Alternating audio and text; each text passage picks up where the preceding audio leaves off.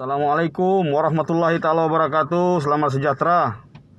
Rekan-rekan saya yang mulai mendukung saya ucapkan ribuan terima kasih. Kepada yang share, sangat-sangat jutaan terima kasih. Seperti yang saya janjikan siang hari tadi, malam ini saya akan kasih kamu video blockbuster bertajuk Pirates of Caribbean. Ini lebih teruk lagi, lebih kuat lagi daripada Pirates of Caribbean. Pirates of Caribbean, dia pergi laut, pergi cari-cari kapal, pergi rompak. Itu saja. Yang ini satu negeri. Penyamun di dalam ini negeri. Itulah lebih kurang. Nah, jadi saya pun sebenarnya malas mau cerita pasal lanun-lanun ini kan.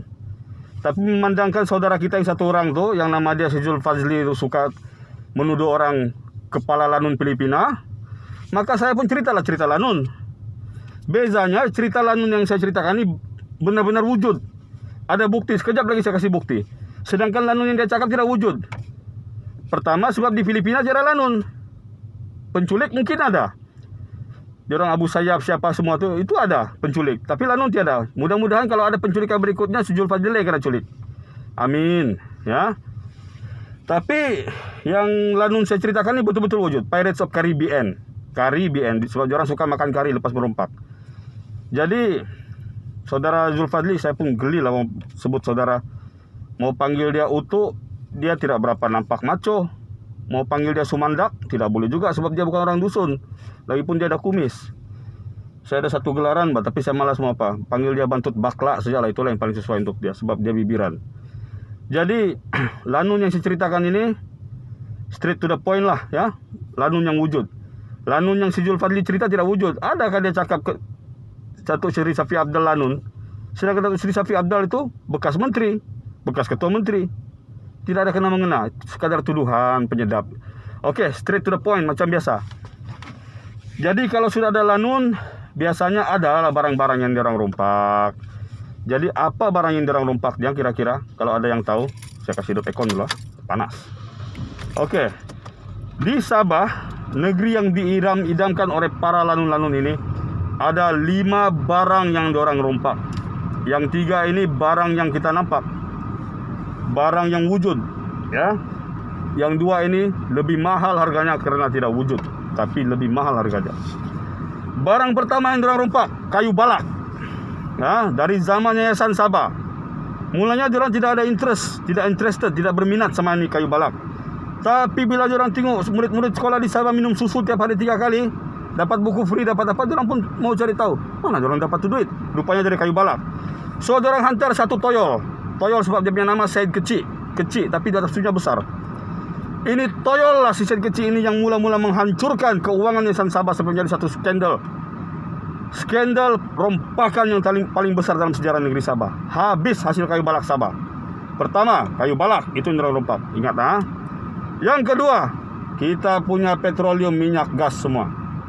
Ini pun rompakan lebih teruk dari rompakan Alibaba Bujang Lapuk Piramli.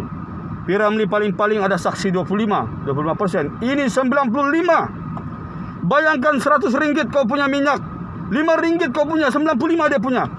Ini rompakan siang bolong orang Indonesia bilang. Rompakan yang nyata. Dan ini betul. Rompakan kayu balak ini fakta. Rompakan petroleum ini fakta. Zulfadli kau boleh cek. Kalau kau bilang tiada memang kau palui. Oke? Rompakan yang kedua, petrol. Rompakan yang ketiga tidak pernah berlaku di mana-mana dunia. Merompak katak-katak. Merompak YB. YB dirompak. Dibayar, ada harga. Hah? YB dirompak. Ini film Pirates of Caribbean ini memang hebat. Kalau Pirates of Caribbean yang kita tengok itu si Johnny Depp. Yang ini si Syazul Fazli Depp. Jack Sparrow. Hah? Johnny Depp pun ada. Adalah itu berlian 2.4 bilion ke 2.4 juta ada. Itu cerita ada. Ya. Diorang rompak YB menang, diorang rompak. Tidak pernah berlaku dalam mana-mana negara dunia ini YB boleh kena rompak. Diorang siapa yang rompak? Pirates of Caribbean ini. Yang keempat, diorang rompak. Ini nauzubillah min zalik. Diorang rompak perpaduan kita, tuan-tuan dan puan-puan. Karena bila sesuatu rumah, sesuatu daerah, sesuatu kampung, suatu negeri itu rakyatnya berpecah belah, senanglah dia kena rompak. kan? Tidak ada security. Dia orang merompak bukan pakai kapal. Sebab kapal warisan sudah booking semua jadi lambang. Dia orang merompak pakai telepon. Dia orang merompak pakai ugutan. Dia orang merompak pakai wakil-wakil dia orang. Tidak payah saya ulas lebih panjang, kamu semua tahulah. Jelas-jelas ini rompakan, tuan-tuan. Jadi perpaduan kita macam mana dia orang rompak? Bermula dari detik hitam tahun 1985, bila PBS dan USNO masing-masing memperjuangkan bangsa, suku masing-masing. Disitulah negeri kita mula dirompak sebesar-besarnya, tuan-tuan. Untuk menumbangkan parti multirasial berjaya, maka UMNO lah yang menjadi biang keladinya, bermuka-muka di antara PBS, USNO dan Berjaya untuk memecah belahkan negeri Sabah. Situlah asal mulanya perpaduan kita dirompak. Nah sekarang yang pertama, apa rompakan yang paling besar? Mereka merompak maruah kita, tuan-tuan. Kenapa maruah ini paling besar? Sebab di dalam maruah tertulis satu perkataan, itu harga diri.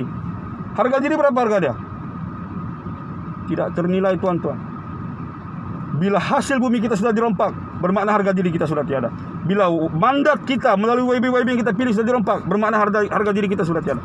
Bila perpaduan kita sudah dirompak, bermakna harga diri kita pun sudah tiada.